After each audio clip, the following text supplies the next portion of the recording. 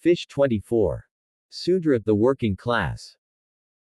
A worker, ŠØDRA, in Sanskrit, is a man who is paid money, or some other form of compensation, traditionally, usually paid with food, clothing, and/or shelter, especially in communities that didn't use money, to perform specified tasks for another person or organization, but usually on behalf of a businessman, since businesses and farm owners are by far the greatest employers of staff in a free market economy.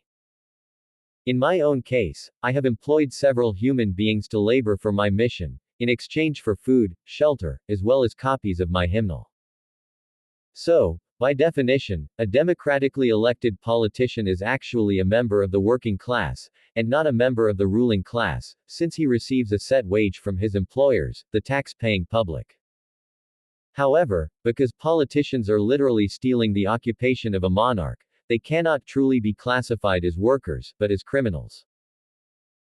This applies to any other work necessitating immorality, such as prostitution, police and military personnel who serve illegitimate governments, and in those industries in which animals are unjustifiably harmed, such as animal husbandry, otherwise known as animal agriculture, circuses, the fur trade, leatherwork, zoological gardens, and the racing of horses.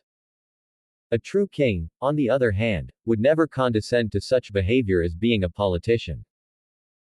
A monarch has been mandated to govern his people by a higher power, rather than the voting public, who will simply vote for a leader who will satisfy their whims, rather than discharge God's perfect will, or for atheistic readers, submit to the universal moral law, explicated in chapter 12 of this most sacred of Holy Scriptures. Women are permitted to perform work only in dire circumstances, or when a certain task can be performed only by a female. Read the following chapter of this holiest of Holy Scriptures in order to learn about the proper role of girls and women within human society.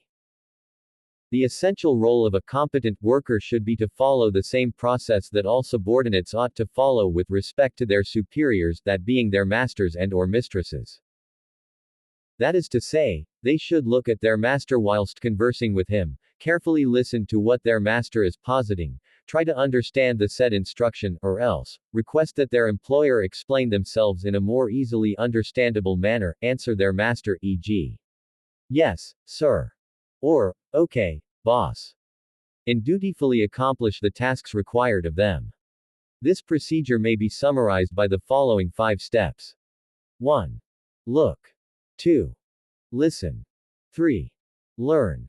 4. Answer, and 5. Obey. NB. Obviously, the term worker pertains solely to workers. Therefore, those men who belong to one of the other 3 classes of society, namely, business owners, kings, and priests, should never be associated with the terms work or worker. A businessman does not work as such, he owns a mercantile enterprise. A monarch does not work, his divinely mandated role is to rule a nation. Priests are not workers, their vocation is to teach all things necessary for human society to function smoothly, that is, law, dharma, yoga, religion, metaphysics, proper diet, etc.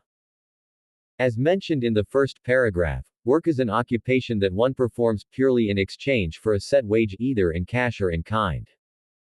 See also the entry, caste, in the glossary of this holy scripture, especially if you happen to be in any way connected with Vedic culture.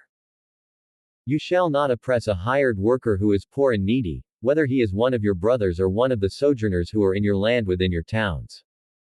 Deuteronomy 24:14. Holy Bible. Your time is limited, so don't waste it living someone else's life. Your work is going to fill a large part of your life, and the only way to be truly satisfied is to do what you believe is great work. And the only way to do great work is to love what you do. If you haven't found it yet, keep looking. Don't settle. As with all matters of the heart, you'll know when you find it. Stephen Paul Jobs. American business magnate. He who stands on tiptoe doesn't stand firm. He who rushes ahead doesn't go far. He who tries to shine dims his own light. He who defines himself can't know who he really is. He who has power over others can't empower himself. He who clings to his work will create nothing that endures. If you want to accord with the Tao, just do your job, then let go. Tao Te Ching, Chapter 24. Laozi or Lao Tzu. In this age, the most common relationship people have with God is to be a thief of God, to try to take as much as possible. The idea of being a servant of God is to be a total slave to God. It is in that slavery that we attain freedom. Robert Shunyamurti, Shubo. Abbott, Sat Yoga Institute, Costa Rica.